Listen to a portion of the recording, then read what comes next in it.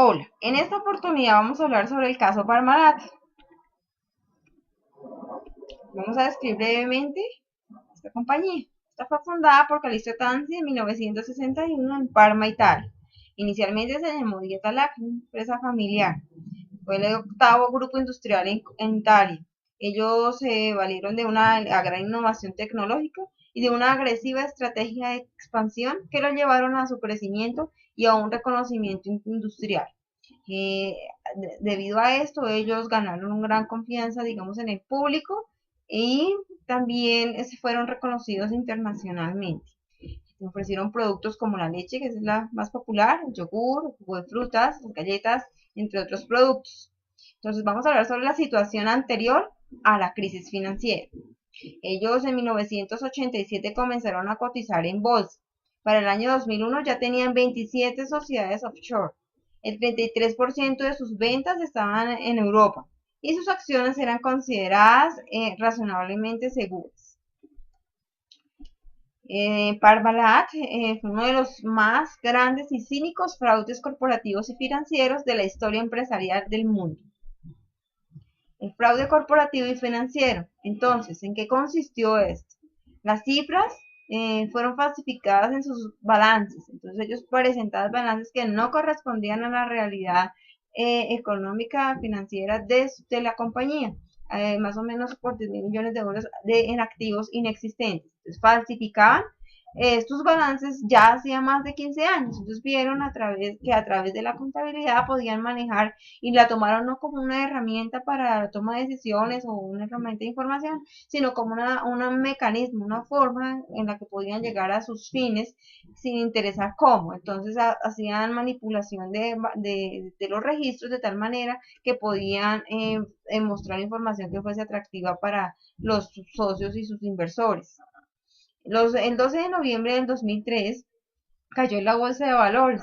Esto dado ya que en el 8 de diciembre ya no podía hacer frente al pago de 150 millones de euros en bonos que se habían vencido. Entre ellos fueron iniciando en las emisiones de bonos para ir supliendo ese hueco financiero que tenían. Entonces, el presidente de la compañía, Tansi, decía que no había ningún problema, que ellos podían fácilmente que no creyeran, digamos, las especulaciones que ya se venían haciendo en torno a que había algún inconveniente allí, no, sino que ellos tenían los recursos y que así lo reflejaba también en sus estados financieros. Entonces, para el 16 de diciembre ya se suspendía la cotización de sus títulos en bolsa.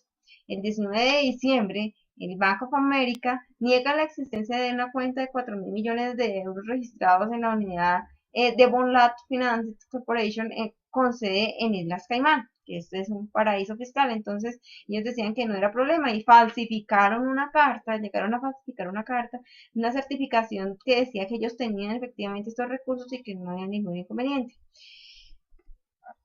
Parmalat admitió pues que sus depósitos eran inexistentes, era un fraude, sí, y que sus deudas ya eran cercanas a los 13 mil millones de euros por los bonos que pues ya habían emitido y que utilizaban pues para cubrir su hueco y adicionalmente lo trasladaban a una compañía central que se llamaba Bonlat y de allí los repartían a diferentes empresas o para sus cuentas personales y les hacían desviación de dineros tal que resultaban en cosas diferentes a los que ellos trataban. Especialmente ellos con el poder financiero que tenían y con el interés que tenía el presidente de la compañía en posicionarse, la ambición, el poder, todas estas cosas llevaron a que él tuviese relación social con diferentes estamentos, tanto políticos, económicos, allí en Italia. Y no solamente en Italia, sino a nivel mundial. Entonces, en Italia, para conservar, digamos, sus buenas relaciones con el presidente y con aquellos con que le interesaba, entonces no le interesaba conseguir compañías que no fuesen rentables o que no estuviesen en unas pérdidas increíbles. No, no era lo que él miraba, si eran negocios viables o no viables. Lo que empezaba era ver que necesitaba de repente conservar las buenas relaciones con el amigo del amigo o de acuerdo al interés del momento, entonces habían malas inversiones. Entonces se acusa de posibles delitos contables por desviación de dinero por aproximadamente 1.500 millones de dólares al club de fútbol italiano en Parma y las empresas de turismo de la hija de Calixto Tanzi, que se llamaba Parmatur. Entonces vamos a ver, frente a este problema, frente a este caso de fraude financiero, vamos a ver frente a los principios del Código para el Contador Público emitidos por la ética, el Código de Ética de la IPAC, donde ellos especifican 5 principios fundamentales, que son la integridad, la objetividad, la competencia y diligencia profesionales, la confidencialidad y un comportamiento profesional. Entonces, cuando hacemos énfasis en la parte de la integridad y la objetividad, dado que no fue en ningún momento tanto el grupo financiero contable como quienes eran la firma Grant Thornton, que era quien los encargados de hacer la certificación, de auditar de estos estados financieros, ellos se basaron fue en la confianza porque como era una gran compañía, ¿quién iba a pensar que ellos no iban a cumplir pues con estos requerimientos? No, de ninguna manera. No se hacían las revisiones y la auditoría de manera profesional como se exige, simplemente se certificaban y también fueron pues digamos como cómplices en medio de este problema. Cuando decimos que la integridad se trata de integridad, el Código de Ética de la IPAC dice que el comportamiento del profesional contable debe ser completamente honesto, que debe actuar en justicia, que debe actuar con certeza, ¿sí? No en ningún momento a pesar de que haya momentos de crisis, momentos donde su integridad, su objetividad se pueda ver vulnerada, ellos se debe conservar siempre esos principios y muy importante, su comportamiento profesional también y la competencia deben ser totales en todo momento. Ningún principio actúa aislado del otro, todos son un conjunto de principios que le permiten al contador tener los elementos principales para actuar frente a cualquier momento. El código de ética es más, le ofrece un marco conceptual que le ayuda a mejorar su comportamiento, le da bases conceptuales que le dan herramientas para poder identificar las diferentes amenazas que se le puedan presentar y que puedan afectar su comportamiento ético. Entonces, hablamos de diferentes amenazas y diferentes salvaguardas que puede utilizar el contador para que estas situaciones no se presenten. ¿Sí? Hablamos de que hay compromisos y hay factores que definitivamente se vulneraron en este caso. Hacemos referencia a Silva 2002, donde dice que la fuerza moral en la cual se apoya digamos, el ejercicio de la profesión es nuestra profesión, ¿sí? Es la calidad moral de nuestro trabajo. Entonces, antes de pensar, digamos, en el beneficio, en el lucro, se debe reconocer que la contaduría tiene un compromiso social. Al momento de emitir un estado financiero, ellos no contemplaron esa parte. Lo que era importante era fortalecerse como grupo, enriquecer sus bolsillos, pero nunca se contempló el daño social que se podía efectuar y por sobre todo la confianza, ya que este es tal vez el servicio primario que podemos ofrecer nosotros los contadores y lo que la sociedad espera de nosotros, la confianza, ya que cuando nosotros emitimos unos estados financieros o atestamos cualquier tipo de documento, estamos diciendo que este documento corresponde a la realidad y que refleja la realidad de esta entidad o de la situación que se está atestando. Hacemos referencia a otro aspecto muy importante que es el ethos.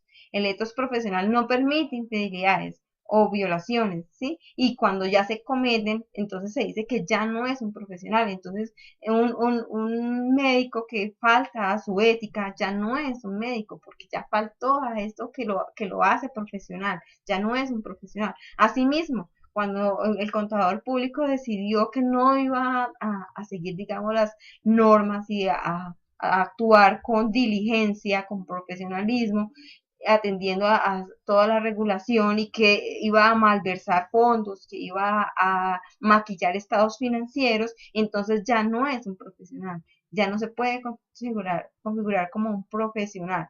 ¿Sí? La auditoría es definitivamente un bien público, lo dice García y Martínez 2003, entonces ya se debe considerar que no es solamente, es el servicio social que presta la contaduría a la sociedad, ¿sí? Y la auditoría se debe contemplar más como un bien público independientemente de aquel factor tan importante que hace que se genere en sí una amenaza. Entonces, en el Código de Ética también nos dice que el contador público, el profesional de la contabilidad, debe tener la capacidad para detectar los fraudes, ¿sí? La capacidad técnica, ¿sí? También la competencia, así su entorno sea favorable o cuente con un entorno hostil. Otro un elemento importante que hacemos referencia en esta presentación son las normas internacionales de educación. Entonces, vemos cómo si cumpliésemos el profesional, los estudiantes que inician su etapa de formación en esta rama, se deberían contemplar estas normas, ya que no se, si se atienden, no se presentarían o la posibilidad de que se presenten casos como los que se presentaron en este caso Parmalat no ocurren, ya que se ha hecho un estudio, han habido una previa a, a su capacitación y sus bases van a ser muy sólidas que le permiten identificar realmente cuál es la esencia, cuál es la base por la cual la contaduría se basa, ¿sí? ¿Cuál es el razón de ser de la profesional? ¿Cuál es su ethos vocacional? ¿Sí? La ética profesional, su responsabilidad moral, que es inherente al ser y pues al hacer. Vemos que las normas internacionales están dadas en 8 partes. Queremos hacer énfasis sobre todo en aquellas del requisito, como la primera, la 10.1, que se refiere a los requisitos de ingreso al programa de educación profesional en contabilidad, que nomás desde allí se evalúa si en realidad usted tiene la vocación para estudiar o para ser un contador que reconozca su responsabilidad social, que reconozca cuál es el sentido, cuál es la razón de ser de su profesión, ¿sí? Otra, y es que queremos hacer énfasis en aquella que dice las actitudes, valores y ética profesional, ¿sí? Donde se reconoce, digamos, esta parte de valores que van en la persona y su ética, que ya va en el ejercicio de su profesión. ¿Sí? Y en aquella que se refiere a las competencias, ¿sí? Aquello que no tuvo en cuenta en el grupo de tutores, y digamos todo ese conjunto de normas de educación que si se debe, que si se acatan, que si se tienen en cuenta y en su formación continua, también cuando se habla de los principios fundamentales de la ética dada por la IFAC, se contempla esta parte donde se debe tener una competencia continua, ser competente, estar en una continua capacitación para que haya un desarrollo profesional continuo, para que estas habilidades para poder manejar las diferentes situaciones de crisis o donde el profesional de la contabilidad tenga que detener de pronto y hacer un acto y decir hasta aquí voy porque esto no concuerda con lo que nacionalmente como que moralmente para mí no es válido y con lo que va en detrimento de la ética profesional. La función de los contadores y los auditores en este caso. Entonces, ellos dieron confiabilidad de los datos, de las cifras, en los reportes de contabilidad. Entonces, como decíamos, de el Grant Thornton, Deloitte, ellos daban fe de lo que los certificaban estos estados financieros y no tenían en cuenta que todas estas anteriores principios que ya hemos mencionado. Entonces, la creación de estos activos inexistentes con ayuda de entidades bancarias nacionales e internacionales, el hecho de disfrazar inversiones con complejos y esquemas con una estructura estable, ejecutivos leales, es decir, ya era un grupo completamente, pues para que tener 15 años haciendo con esta práctica se requiere de esa sevicia, de ese comportamiento que no fue por un momento, sino que fue a través del tiempo, ¿sí? Finalmente, pues se debe resaltar que fue PricewaterhouseCoopers quien informó que la deuda de Parmalat ya ascendía a 18.000 millones de dólares.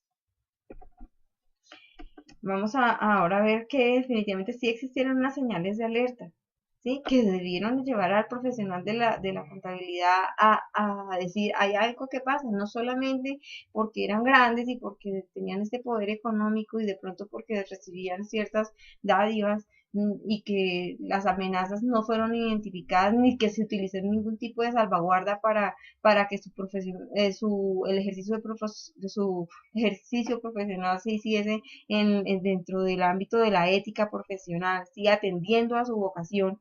Entonces se había definitivamente un problema, porque como una empresa con semejante poderío y con una estructura extraterritorial no podía pudiese tener estos vacíos, ¿sí? Hubo definitivamente una ineficacia y una falta de controles de contabilidad.